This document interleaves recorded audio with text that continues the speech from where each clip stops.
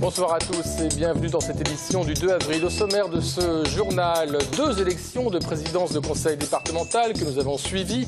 Une sans surprise en Haute-Garonne et une rocambolesque dans le Tarn-et-Garonne. Et nous parlerons aussi du métro avec un gros chantier prévu sur plusieurs années.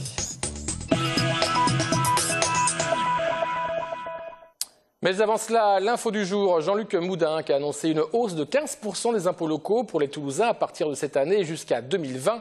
Un véritable électrochoc venant de celui qui avait promis une stabilité fiscale. Pourquoi le maire de Toulouse est-il revenu sur sa promesse électorale? Explication.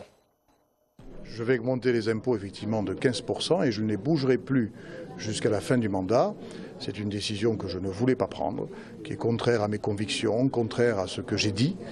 Simplement, je suis malheureusement obligé de constater une situation extrêmement dégradée, à la fois par le fait que la municipalité précédente a vidé les caisses et par le fait que le gouvernement actuel a décidé de nous enlever des dotations de manière extrêmement brutale et extrêmement forte et que, évidemment, les conditions de l'équilibre qui existaient et que j'imaginais pouvoir trouver, elles n'existent plus. Et donc, à partir de là, je suis obligé de dire la vérité aux Toulousains et de leur dire nous allons faire un effort et je vous demande à vous aussi de faire un effort.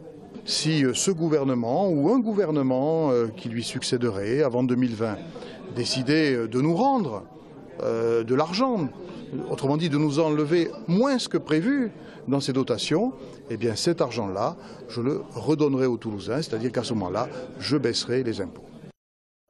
Les militants socialistes ont mardi dernier voté en interne pour désigner celui qui devait être le candidat socialiste à la présidence du conseil départemental de Haute-Garonne. Ils ont choisi Georges Méric, l'homme d'Escalquins, qui a été élu sans surprise aujourd'hui par les conseillers départementaux à la tête de l'institution. Il succède donc à Pierre Izard, qui a occupé le poste depuis 88, Marlène Canal et Margot Tokash-Nojevic.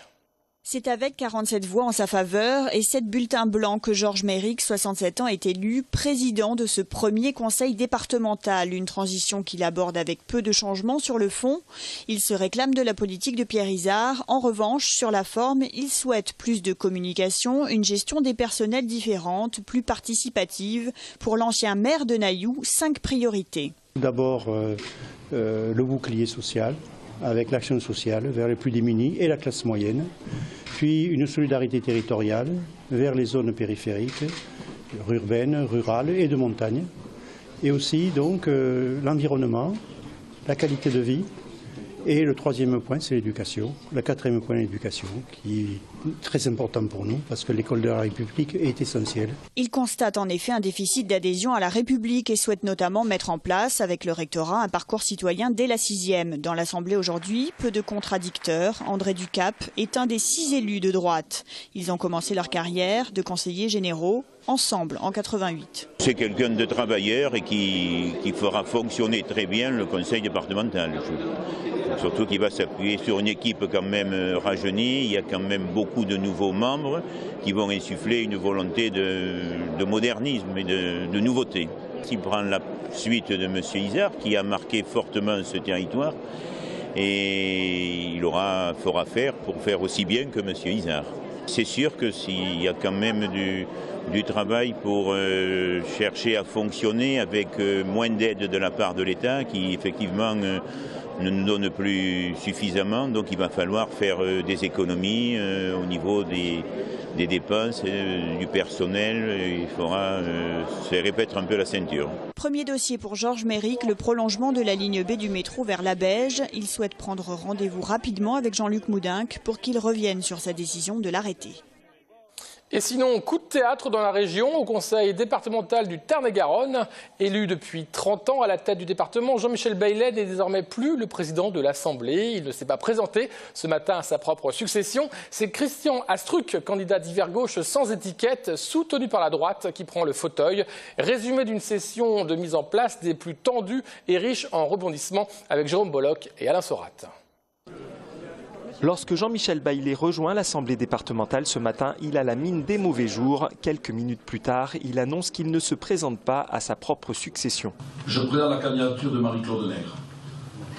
Face à elle, l'autre candidat est Christian Astruc, un ancien proche de Jean-Michel Baillet, désormais sans étiquette et soutenu par la droite locale. Ce dernier est élu 18 voix contre 12. Pour Jean-Michel Baillet, il s'agit clairement d'une victoire de l'UMP. Il explique pourquoi il ne s'est pas présenté. Dans des combines de troisième tour, quand je vois que les choses se déroulent comme cela, je n'ai pas envie de vous offrir ma tête au bout d'une pique, puisque de toute manière, j'ai compris ce matin qu'il n'y avait aucune possibilité pour moi d'avoir une majorité. Je ne le vois pas du tout comme une défaite personnelle. J'aurais vécu une défaite personnelle si je n'avais pas été élu à mon canton. Et je ne vois pas pourquoi j'aurais passé la main dans la mesure où mes électeurs m'avaient manifesté massivement leur confiance. Dans une démocratie, celles et ceux qui décident et qui s'agissent, ce sont les électeurs, c'est-à-dire le peuple. Ensuite, je le répète, dans ce département, désormais, au-delà des décisions du peuple, on a pris l'habitude de petits arrangements, de combines, de trahisons qui font que les choses sont autres à la fin. Au soir du second tour, tout était encore possible. La droite et la gauche étaient à égalité, 14 sièges chacun. 2 sans étiquette pouvaient faire basculer le scrutin. L'un d'eux n'était autre que Christian Astruc. Dès ce matin, le ton de cette nouvelle assemblée était donné. La tâche risque d'être compliquée pour le nouveau président, qui ne veut pas se mouiller quant à la couleur de la majorité départementale. Moi, je ne la connais pas. Et vous-même? La couleur, elle est ni rose ni bleue. C'est un positionnement politique, je ne sais pas trop ce que c'est la politique. Par contre, le bon sens, je le connais. Nous avons mené une campagne électorale où c'est que nous avons dit que nous créerions un groupe de sans étiquette. Nous sommes présentés sans étiquette, donc je n'ai pas d'étiquette politique, bien entendu, et je n'ai jamais eu de ma vie, je n'ai jamais pris de carte politique. Donc on va essayer de faire autrement. On voulait se présenter pour agir autrement, pour rassembler le plus largement possible. Vous avez longtemps été proche des radicaux de gauche, hein, parce que bon, vous entendez déjà certains parler peut-être de trahison, ça vous interpelle, ça vous... De trahison? Pour avoir été un ancien proche des radicaux, effectivement. Non, mais moi je n'ai jamais eu de carte du Parti radical. Je sais, mais voilà. Proche des cercles. Êtes-vous téléguidé par Mme Barège, M. Astruc? Pas du tout. Pas du tout. Là, je crois que les affaires sont rondement menées, déjà organisées, et que l'avis de aucun n'est requis. Je prends acte de cette évolution. Ce 2 avril 2015 marque donc la fin d'une ère, celle des Baillet à la tête du département du Tarn-et-Garonne. Jean-Michel Baillet était le président du Conseil général depuis 30 ans. Il y avait succédé à sa mère, présidente entre 1970 et 1985. Dans les couloirs se murmure déjà que Jean-Michel Baillet pourrait bénéficier d'un prochain remaniement ministériel. Un gros lifting est prévu pour le métro toulousain. Jean-Michel Latte, le président de Tisséo, a annoncé la semaine dernière le lancement du projet de doublement des rames sur la ligne A du métro toulousain afin d'augmenter sa capacité de 18% aux heures de pointe. Margot Tokanovic. En 2019, nous devrions enfin pouvoir respirer aux heures de pointe sur la ligne A du métro toulousain. Aujourd'hui saturée avec plus de 230 000 voyageurs par jour, sa fréquentation pourrait même atteindre 285 000 voyageurs d'ici 2025. Pour désengorger les quais, le syndicat mixte des transports en commun Tisséo a adopté la semaine dernière à l'unanimité le lancement d'un projet de doublement des rames. Cela passe notamment par l'allongement des quais des stations Padoue, Fontaine-Lestan, Mermoz et Basso-Combo à 52 mètres. Alors, ce sont des stations assez petites, Mermoz, Fontaine-Lestan, sont des stations qui ont été configurées plus petites parce qu'à l'époque, il y avait des contentieux sur le tréfonds, c'est un peu technique, qui bloquaient les chantiers et les élus de 1992 ont préféré lancer la ligne plutôt que d'attendre 1 an et demi de plus que les contentieux soient terminés. Donc il faut lancer des chantiers assez lourds en BTP dans ces 4 stations, et puis il faut adapter aussi les autres avec des outils plus légers comme des sorties de secours, des porte-palières nouvelles pour accueillir ces 4 rames. Et malgré de nombreux travaux ces dernières années, la station Jean Jaurès est elle aussi concernée par ces aménagements. On va sans doute avoir un chantier qui sera plus long pour Jaurès que pour les autres. C'est la rançon de son succès. Il y a tellement de monde que les normes de sécurité nous obligent à adapter Jaurès. Des travaux conséquents à plus de 180 millions d'euros qui engendreront bon nombre d'interruptions du trafic durant les 4 prochaines années. Il y aura une perturbation régulière au gré du chantier, comme on a pu la connaître sur Jean Jaurès ces derniers mois. Mais surtout, on aura 3 interruptions du réseau pendant l'été ça sera 2017, 2018, 2019, avec un bus de substitution, où là il faudra arrêter complètement la rame pour des travaux lourds, chaque fois 6 semaines, 14 juillet, 30 août à peu près. Pourquoi? Parce que c'est la période la plus creuse en termes de fréquentation. Un doublement qui ne concernera pas dans l'immédiat la ligne B du métro, même si celle-ci est pourtant déjà en capacité d'accueillir de nouvelles rames. Ce jeudi 2 avril, c'était la journée de l'autisme, un handicap qui touche 500 000 personnes en France à des degrés divers, 20 000 personnes en Midi-Pyrénées. Malgré le plan autisme mis en place au niveau national, les associations ont le sentiment de se battre contre des moulins à vent. On écoute Karine Routaboul-Cohen, la présidente de l'association Sésame Autisme 31, au micro de Sophie Vonis.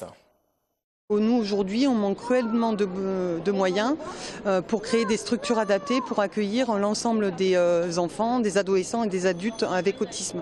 Voilà, c'est une question financière, donc c'est une question en fait, des pouvoirs publics qui doivent aujourd'hui mettre les moyens pour accueillir de façon digne en fait, les personnes avec autisme. Aujourd'hui, en fait, vous allez avoir beaucoup d'enfants qui ne font pas l'objet justement déjà d'un diagnostic. On a des diagnostics tardifs, donc ça veut dire que derrière, il n'y a pas d'intervention adaptée. Et pour ceux qui ont la chance en fait maintenant, parce que ça se fait quand même d'avoir un diagnostic précoce, il y a au moins sur Toulouse un certain nombre de structures adaptées, mais qui répondent clairement pas à l'ensemble des besoins. Mais on a au moins la chance sur Toulouse d'avoir quelques solutions. Ce qui n'est pas vrai sur tout le territoire Midi-Pyrénées et ce qui n'est pas vrai du tout de partout en France. Donc on a des choses, mais ça ne répond pas à la totalité des besoins. On essaye de promouvoir en fait cette inclusion sociale, dont l'inclusion scolaire, parce qu'il faut apprendre aux enfants à grandir avec les autres, parce qu'il faut grandir au milieu des autres pour apprendre avec le bon modèle. Il y a une loi 2005 qui permet normalement la scolarisation de tous les enfants, mais on est encore à mi-chemin. On parle des enfants où à la limite il y a quelques solutions. Alors l'âge adulte, c'est une catastrophe en gros. Et sans vouloir faire un tableau noir, la réalité c'est que 90% des adultes aujourd'hui ne sont pas correctement pris en charge dans des établissements qui ne sont pas spécifiques ou pas dédiés à l'autisme. Et puis, handball, les Toulousains ont gagné hier soir au Palais des Sports contre Cesson. Les coéquipiers de Jérôme Fernandez gardent le cap pour se maintenir en première division. Ils l'ont remporté 27-25 et les images que vous voyez sont signées Jean-Luc Fouillac. Et puis, musique maintenant. Lise Macombe, la chanteuse de blues, de jazz et de soul, sera demain à la Halle au Grain. Elle sera accompagnée pour un morceau de notre confrère Greg Lamazère à l'harmonica. On écoute un morceau de Lise Macombe.